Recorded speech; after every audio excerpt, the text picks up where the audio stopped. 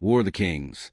And it came about in the days of Amraphel king of Shinar, Arioch king of Elasa, Chedorlaomer king of Elam, and Tidal king of Goyim, that they made war with Bera king of Sodom, and with Bershah king of Gomorrah, Shernab king of Admah, and Shemeber king of Zeboim, and the king of Bela, that is Zor.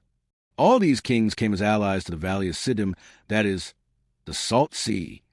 For 12 years they had served Chedorlaomer, but in the 13th year they rebelled. And in the 14th year Chedorlaomer and the kings who were with him came and defeated the Rephaim in Ashtaroth Karnaim, and the Zuzim in Ham, and the Emim in Shave Kiriathaim, and the Horites on their Mount Seir, as far as Elparan, which is by the wilderness. Then they turned back and came to En-Mishpat, that is Kadesh, and conquered all the country of the Amalekites, and also the Amorites, who lived in Hazazon Tamar. And the king of Sodom and the king of Gomorrah, the king of Admah and the king of Zeboim and the king of Bela, that is Zor, came out, and they lined up for battle against them in the valley of Siddim, against Chedorlaomer king of Elam, Tidal king of Goyim, Amraphel king of Shinar, and Arioch king of Elasa, for kings against 5. Now the valley of Siddim was full of tar pits, and the kings of Sodom and Gomorrah fled, and they fell into them. But those who survived fled to the hill country.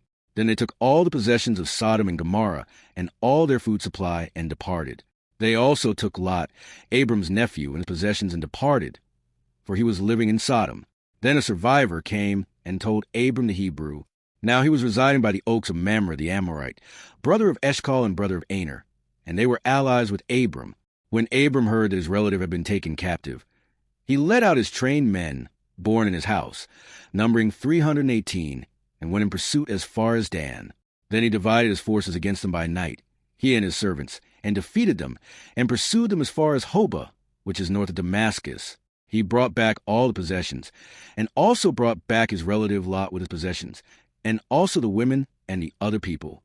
God's promise to Abram. Then after his return from the defeat of Chedorlaomer and the kings who were with him, the king of Sodom went out to meet him at the valley of Shave, that is, the king's valley. And Melchizedek, the king of Salem, brought out bread and wine. Now he was a priest of God Most High.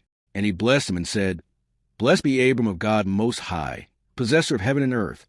And blessed be God Most High, who has handed over your enemies to you. And he gave him 1/10 of everything. Then the king of Sodom said to Abram, Give the people to me, and take the possessions for yourself.